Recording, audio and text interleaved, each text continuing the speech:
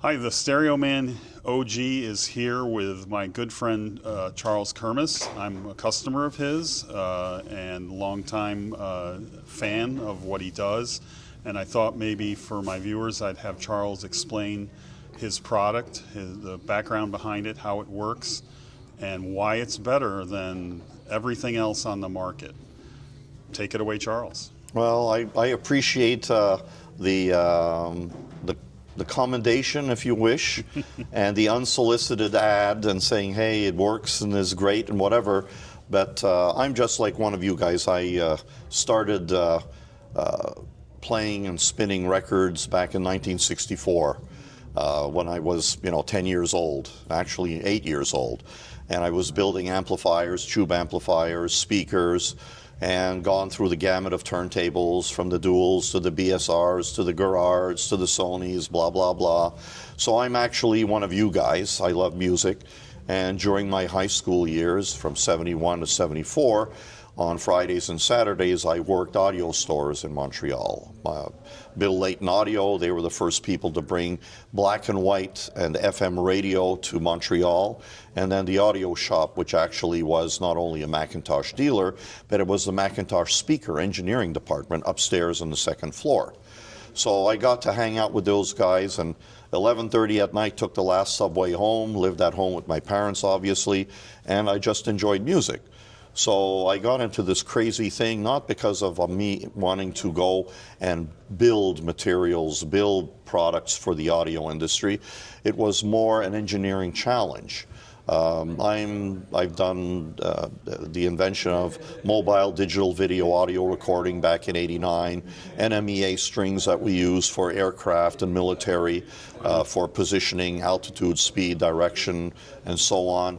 Done a lot of other things that are not related to audio, but because of my exposure since 2006 at the Hong Kong Electronics Show run by Global Sources, twice a year since then, up to COVID, I was promoting a seminar, basically how to be in business since 1989, screwed by all of the overseas manufacturers, and still be in business. Awesome. And I'll let you figure out who the overseas manufacturer country was. Long story short, there's a fellow in Hong Kong from the Hong Kong group that bought Rogers BBC speakers, and they said, Charles, you'd be a great candidate for us to have someone with a reputation in helping other people to introduce our product back into the marketplace in North America. So back in 2014, I was at the Munich High-End Show. Rogers BBC speakers, no longer made in England. Mr. Rogers sold the company, and next to me was Audio Desk, $9,000 machine, and the Nessie German vacuum system to the left of me. He had another $9,000, $10,000. I use ultrasonics to clean parts, clean circuit boards. Going back to 1978 when I worked on the space shuttle arm in Canada for Spar Aerospace, our sonics were like 6 foot wide, 4 foot tall, 3 foot deep. And I said, there's something wrong here. $500 for an ultrasonic, not 9,000. Yeah. So the Nessie vacuum system died. The audio system, the Audio Desk system, I got at a dealer price. The Nessie, I got it for $2,000. Took it back home. United Airlines didn't lose the shit. And guess what? None of it works. So I said, hey, I have a VPI 16.1 that I bought at Bill Layton Audio in Montreal. And he said, wait a minute, let's take a look at all of this. I have a hot box where I can turn temperature up to 97 degrees. I can add 97% humidity. I can either use air or nitrogen or anything for accelerated aging. So what I did is I took the Hall & Oates records that you see up here, and I put 6 of them in a hot box. And before I did so, I actually measured the signal. And then after 6 months, I took the records out, measured the signal again, and saw, yes, we have issues. We have fungus growing on records and so on. So then what I did is I then put it back in for another cycle in the hot box, and 3 months later again, took it out, and we had more degradation. Long story short, I then took 5 different machines, put the records in those machines, processed it using the instructions from Audio Desk, using the instructions from Nitty Gritty, using the instructions from Spin Clean, and then measured the sound, put it back in a hot box for 3 months, and then took it out and saw, wow. First, all of the systems, after processing the records, there was a film on the record. There was less signal output out of the cartridge, and the frequency response wasn't what I expected. Obviously, I used a little more sophisticated equipment than this little tester that I use here at the show. And long story short, I went and I started to study how records are made, found out what plastics are being used, how the records are being stamped by the stamper, okay? Yep. And then discovered that you cannot clean a record because the size of the groove that you see over here, on the left here, on your right I should say, it's 6 microns on the bottom, and the sound, the groove size in the middle to the top changes based on the type of music. So we go from 35 microns, 40, 50, 55 microns in width, so it moves. A water droplet is 110 to 120 microns, so there's no way to get into the groove to clean it. Okay, so that's the first thing I noticed. Yep. At the same time, the record, I read, PVC, per the triboelectric table of charge, and water, they have the same electrical charge, slightly negative. So they repel. So how do I break into that? So what I discovered was by changing the charge of the record using my spray. So we changed the charge of the record from negative to positive. Now when we have cavitation, which means bubbles rise, they implode, they're attracted to the record. So my process is the only process that to date no one has disproved. What I say, including Mr. Fremer, he says that he cannot disprove any of the science now since 2017 at this, our first show in Chicago, where I had to buy this $178,000 microscope that you see here all the way up on the top to look into the groove. So long story short, we remove 3 things. We remove first the coatings that we've discovered that was proven that all the other processes leave. Air dry, vacuum dry, they leave a coating. Then we remove, in another cycle in our machine, we remove the outgassing of the plasticizer. So when a record is in its sleeve, a plasticizer outgasses. Right. So I equate that to your brand new car smell, that the car smells great, Which but is the windshield has carcinogenic, that by film. the way. Right, you have that Yep. damn film on there. Yep. And that, by the way, is where most of the scratches are. That's why I buy Interesting. used records. Half of the scratches, if not more, are on the scuffing of that plasticizer and the film that is on the record. So I remove the plasticizer film, and whatever scratches are there are the ones that are in plastic. Then finally, I removed the release agent that everyone laughed at. Fremer said, oh, no one takes PAM and sprays PAM on the stamper for the record to come out of this biscuit that's being pressed. Is the release agent in the biscuit? It's naturally in the biscuit. It's naturally in the biscuit. Yeah. In here, if you take a look at Making Vinyl's website, they have about 26 different compounds in here. PVC is clear. Then they add carbon, which is a lubricant, so it reduces the coefficient of friction between the needle and the record.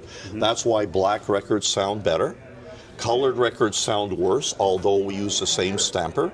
It's because the friction coefficient is different. It affects the cartridge.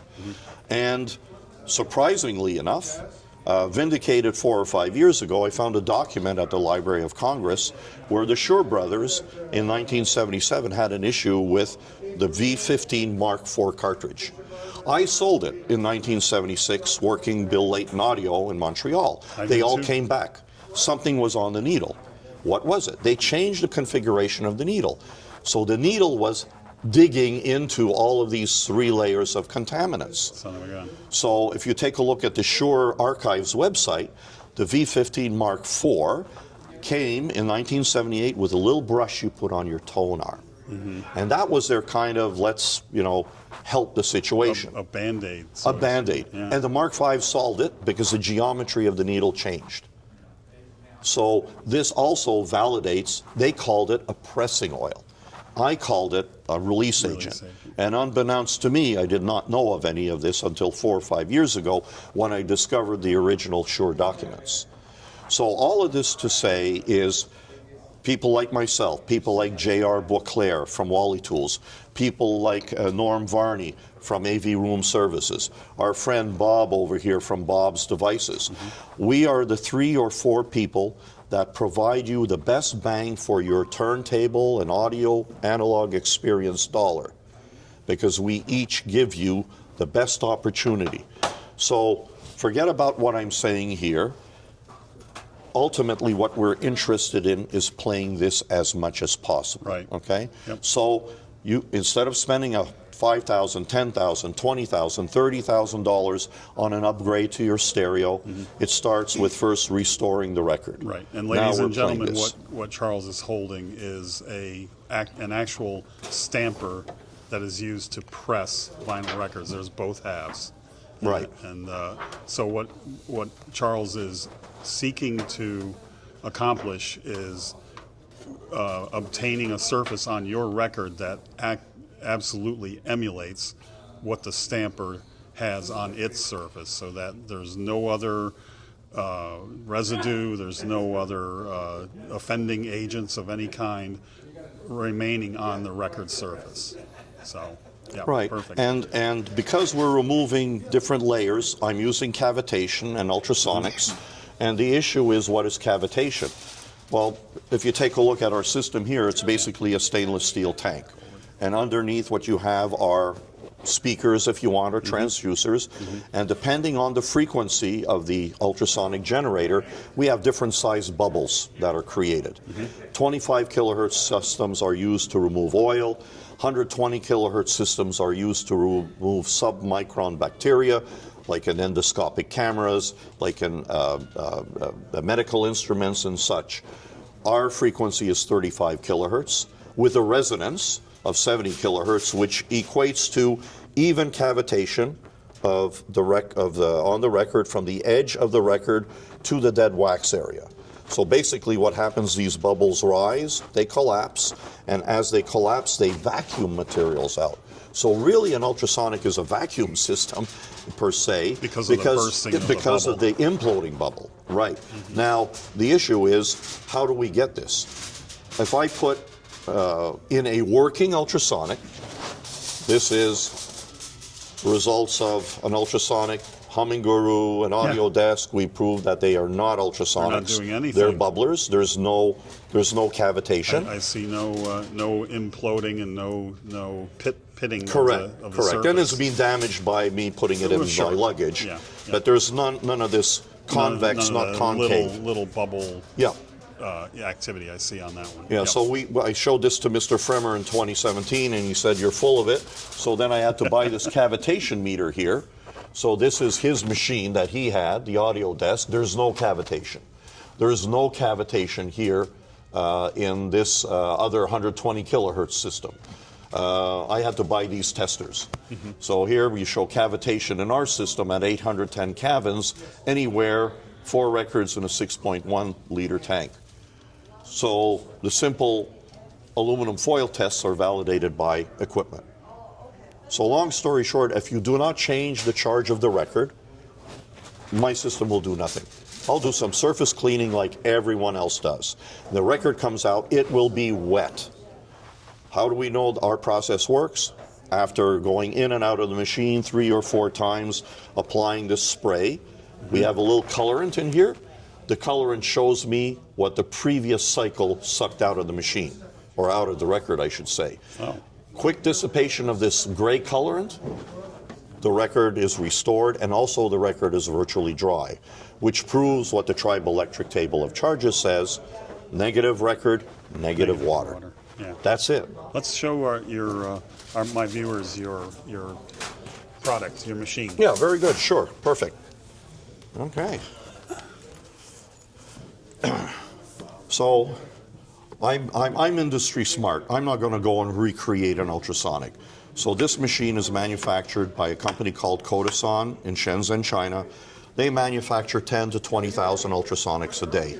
Wow. If you go into any store, you'll see brands like Panasonic, Magnasonic, Sanyo, Harbor Freight Tools. They all buy their ultrasonics from this fully automated company.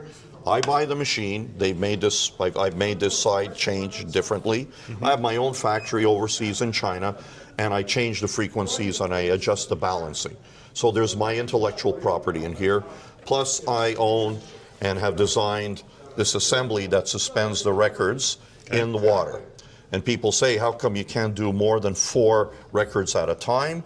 We've proven it by these people that do it-yourself systems where they have 12 records. Yeah. You have what we call ultrasonic loading in a 7.1 liter tank with distilled water. I'm developing 810 kelvins of ultrasonic energy, of pressure. If I put more records in here, I dilute that. I no longer have that effect. Okay.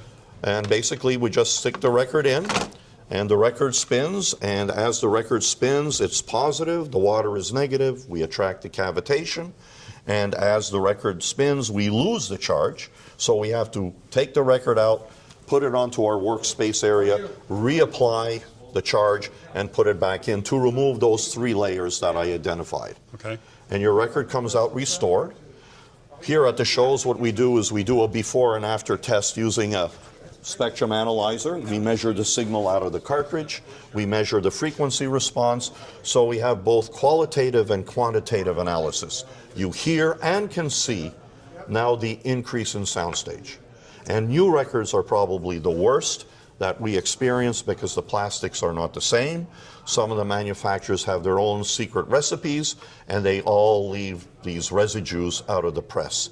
And here we have my friend Eric. He's been Hi, Eric. One of our first customers here. As a matter of fact, I think you were our first customer. Maybe. And I felt so badly, I basically gave him the machine nearly at cost because he had this channel talking about Which I'm folks. still grateful for. Yeah, talking about buying vintage equipment for people that are coming into this business. And he's a custodian of records now, so. Been doing it for almost 11 years. I started, of course, without one of Kirmuss's machines. I had, like Kirmuss, a VPI 16.5, and I was going through testing all kinds of the cleaning fluids. And I still have that machine today, but I use it only for initial cleaning because I only buy used records. Because that's the music I kind of grew up with back in the 70s, Sure. late 60s, early 70s. A lot of stuff that's out of print. And I found that you know, oh sure, they were clean, but then when I started studying, I did a formal study of record custodianship for 2 years on my own. Also did my own experiments as well as the academic side, and I actually was talking to some professors, undergrads, trying to figure out what would the ultimate ultrasonic machine look like that would be effective for cleaning records, but not just cleaning, but restoring them.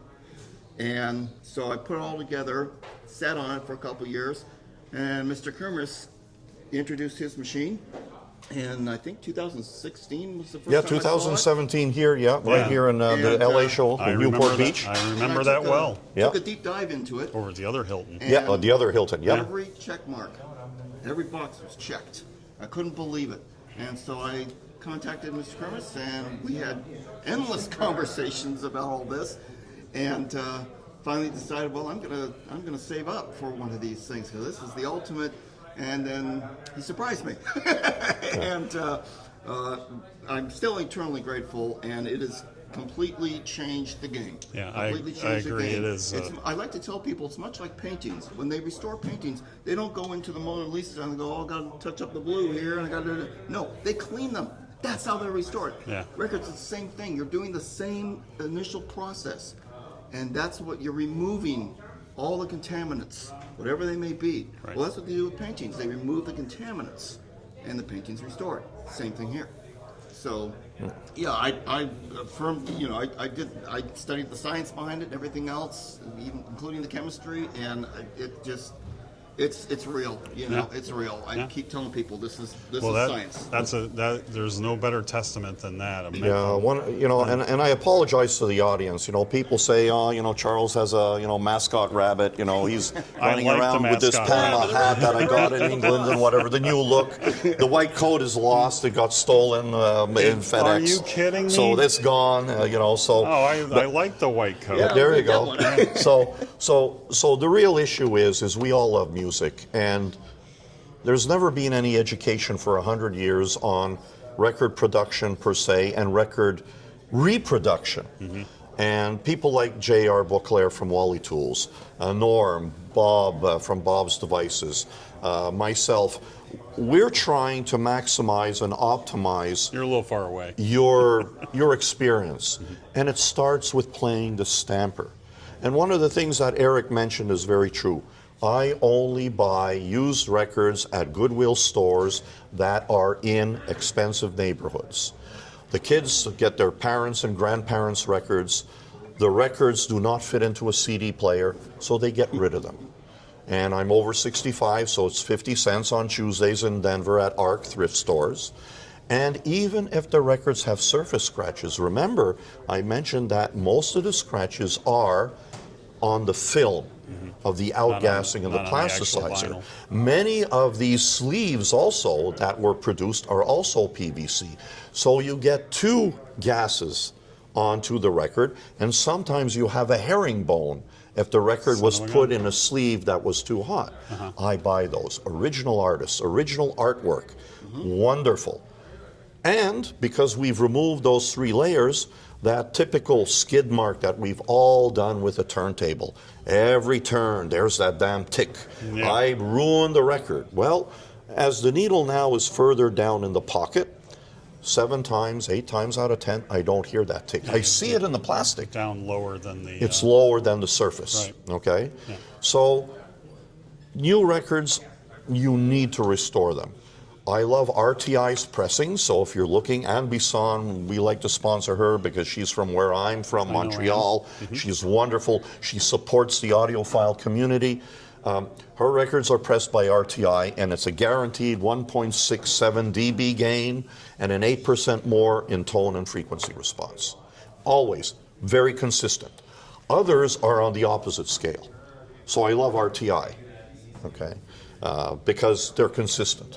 And also she's perhaps a little more picky because she's looking to serve the audiophile community. So do buy your used records, but do buy new records that are new releases from new artists or new songs. Okay. And finally, a little test for you guys. Come to any of our shows. Come to any of the places where I'm doing a dealer event. Bring a record in. Bring a record in that was probably cleaned by something else, and we will restore it. And you will end up buying a system. Sorry to say. I'm sorry. I am in sales too, by the way. I have to pay for this. But people like Eric are, this is, by the way, this hasn't been rehearsed. Eric just showed up here. I gave him a pass as a custodian to the show and whatever. We like we love what we do. We like to talk to you, talk about records. And for you, if you have Miles Davis, the first 3 records in closing, you will hear the tape hiss on the first live record. He did. They didn't engineer it out out of the cutting of the lacquer. And in the other 2, you'll hear the ashtrays and the chairs moving before him playing. And then if you're a Dave Brubeck Take 5 fan, you'll hear 2 instruments that you'll never heard before. Wow. Once we've removed the pressing oil, because the detail is here in closing. This is what we want. We want to see the detail as pressed in the record. So this is the pressing oil here with a fused dust particle that has landed onto the cooling record. So if we now follow my finger, all records, in this case, this factory, a record comes out in Oregon every 3 minutes. Here we have exposed cooling oil. The dust lands in the groove. It gets fused in there, and that's why you have a pop in a new record. We remove 0.9 microns, 32 to 31. The oil is gone. The pop is gone, and that's the detail. Yeah, and that's what you hear. Yep. So dramatic difference. So that's it. Yeah. So have fun with records, and hope you see at one of the shows. Bring a record in, or contact us. We'll let you know where a dealer is, where you can bring a record in for them to restore. But instead of spending and taking money out of your hard-earned cash, buying a $10,000 cable, buying a $15,000 turntable, buying a $5,000 turntable, it starts with a $1,500 or less machine that will give you the chance now to at least start getting the information. The Wally tools are great because you're aligning the cartridges and the needle and the tone arm. So those are the two minimum things to get the best bang out of your spent dollar. And folks, as a personal consumer owner of this machine, I can tell you it is really good. It really works. So check out his Charles. How do how do people interested in purchasing a machine? Yeah, sure. Just one? Send us an email, www.kirmussaudio.com. We don't have a store on our site because I like to support our brick and mortars out there that have been there for now going on generation 2 of 3. Okay. We'll direct you to a dealer nearby. If not, we'll gladly take your order. But at the same time, what's very important is take a look at some of our educational materials on our YouTube channel. There's a 45-minute presentation we made that talks in generics. I've always worked with science, so you need to set a baseline. Sure. And the video will talk about fluids. We'll talk about all the cleaning methods. So the next time you see someone come out maybe with a big teddy bear and an elephant or whatever in the booth, you can see the forest between the trees. You need a baseline. And what's your YouTube channel, Charles? Kirmuss Audio. Kirmuss on Audio. On YouTube, yep. Awesome. And by setting the standard, still to this day, from 2017, none of my peers advertise a minimum gain in both signal and then also frequency response. No one advertises that. We do. So my contemporaries don't do before and after testing at any show or at any dealership. A shiny record does not mean that it's a clean record. Yeah. So, or a restored record.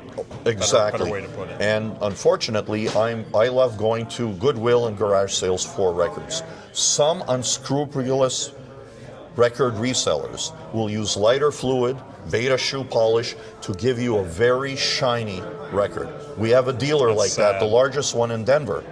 I strip all of that out. Yeah, they're hiding the scratches. They get more records. They get more dollars for record. Sales, yeah. So before you buy a record in a used record shop, ask them what they used. Take a look at our channel. We talk about some of the chemicals that are aggressive that should never be used on a record. But more so, if they're using distilled water with a rag, perfect.